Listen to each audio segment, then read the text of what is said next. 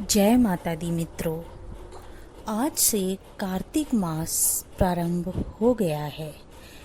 श्री हरि विष्णु जी की कृपा प्राप्त करने के लिए आइए सुनते हैं कार्तिक मास महात्म्य कथा अध्याय पहला।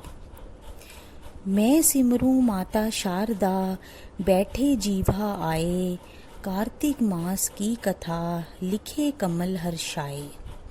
नैमिषारण्य तीर्थ में श्री सूत जी ने 88,000 सनक आदि ऋषियों से कहा, अब मैं आपको कार्तिक मास की कथा विस्तार पूर्वक सुनाता हूँ, जिसका श्रवण करने से मनुष्य के सभी पाप नष्ट हो जाते हैं और अंत समय में वैकुंठ धाम की प्राप्ति होती है।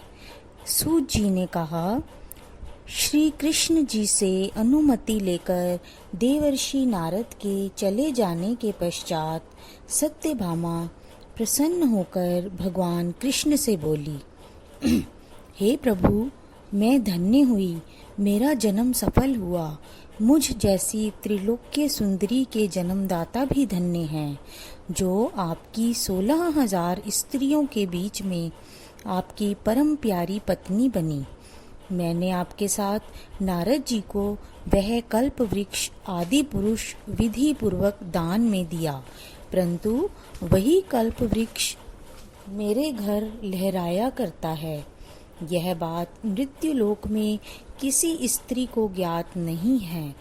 हे त्रिलोकीनाथ, मैं आपसे कुछ पूछने की इच्छुक हूँ। आप मुझे कृपया कार्तिक महात्म्य की कथा विस्तार पूर्वक सुनाइए, जिसको सुनकर मेरा हित हो और जिसके करने से कल्प पर्यंत भी आप मुझसे विमुख ना हों। सूत जी आगे बोले, सत्यभामा के ऐसे वचन सुनकर श्री कृष्ण ने हंसते हुए सत्यभामा का हाथ पकड़ा और अपने सेवकों को वहीं रुकने के लिए कहकर अपनी पत्नी को कल्प वृक्ष के नीचे ले गए। फिर हंसकर बोले, हे प्रिय, 16,000 रानियों में से तुम मुझे प्राणों के समान प्यारी हो। तुम्हारे लिए मैंने इंद्र एवं देवताओं से विरोध किया था। हे कांते, जो बात तुमने मुझसे पूछी उसे सुनो। एक दिन मैंने तुम्हारी इच्छा पूर्ति के लिए गरुड़ पर सवार होकर इंद्रलोक जाकर कल्प वृक्ष मांगा। इंद्र द्वारा मना किए जाने पर इंद्र एवं गरुड़ में घोर संग्राम हुआ और गोलोक में भी गरुड़ जी का गौ से युद्ध हुआ।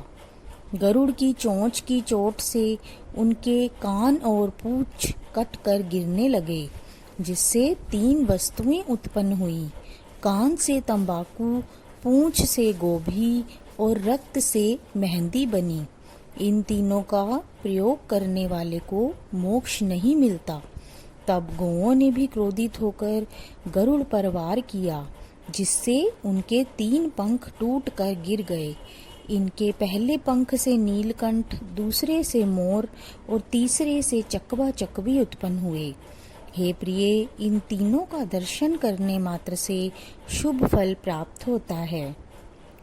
यह सुनकर सत्यभामा ने कहा, हे प्रभु, कृपया मुझे मेरे पूर्व जन्मों के विषय में बताइए कि मैंने पूर्व जन्म में कौन कौन से दान, व्रत और जप नहीं किए हैं।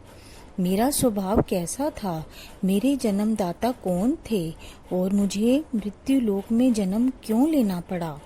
मैंने ऐसा कौन सा पुण्य कर्म किया था जिससे मैं आपकी अर्धांगिनी हुई। श्री कृष्ण ने कहा, हे प्रिय, अब मैं तुम्हारे द्वारा पूर्व जन्म में किए गए पुण्य कर्मों को विस्तार पूर्वक कहता हूँ, सुनो। पूर्व समय में सतयुग के अंत में मायापुरी में अत्रि गोत्र में वेद वेदांत का ज्ञाता देव शर्मा नामक एक ब्राह्मण निवास करता था। वह प्रतिदिन अतिथियों की सेवा, हवन और सूर्य भगवान का पूजन किया करता था। वह सूर्य के समान तेजस्वी था। वृद्ध अवस्था में उसे गुणवती नामक कन्या की प्राप्ति हुई।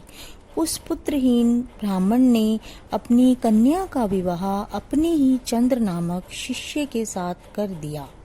वह चंद्र को अपने पुत्र के समान मानता था और चंद्र भी उसे अपने पिता की भांति सम्मान देता था। एक दिन वे दोनों कुश व समीधा लेने के लिए जंगल में गए। जब वे हिमालय की तलहटी में भ्रमण कर रहे थे, तब उन्हें एक राक्षस आता हुआ दिखाई दिया। उस राक्षस को देखकर भय के कारण उनके अंग शिथिल हो गए और वे वहां से भागने में भी असमर्थ हो गए। तब उस काल के समान राक्षस ने उन दोनों को मार डाला। चूंकि वे धर्मात्मा थे, इसीलिए मेरे पार्षद उन्हें मेरे वैकुंठ धाम में ले आए। उन दोनों द्वारा आजीवन सूर्य भगवान की पूजा किए जाने के कारण मैं दोनों पर अति प्रसन्न हुआ। गणेश जी, शिवजी जी, सूर्य व देवी जी, इन सब की पूजा करने वाले मनुष्य को स्वर्ग की प्राप्ति होती है। मैं एक होता हुआ भी काल और कर्मों के भेद से 5 प्रकार का होता हूँ। जैसे एक देवदत्त, पिता, भ्राता आदि नामों से पुकारा जाता है। जब वे दोनों विमान पर आरूढ़ होकर सूर्य के समान तेजस्वी, रूपवान, चंदन की माला धारण किए हुए मेरे भवन में आए, तो दिव्य भोगों को भोगने लगे। इस तरह यहाँ कार्तिक महात्म्य का पहला अध्याय संपन्न हुआ। बोलिए श्री कृष्ण भगवान की जय। मित्रों, अगर आप आगे भी ऐसी ही कथाएं सुनना चाहते हैं तो कृपया मेरे चैनल को सब्सक्राइब कीजिए और लाइक और शेयर भी कीजिए। धन्यवाद।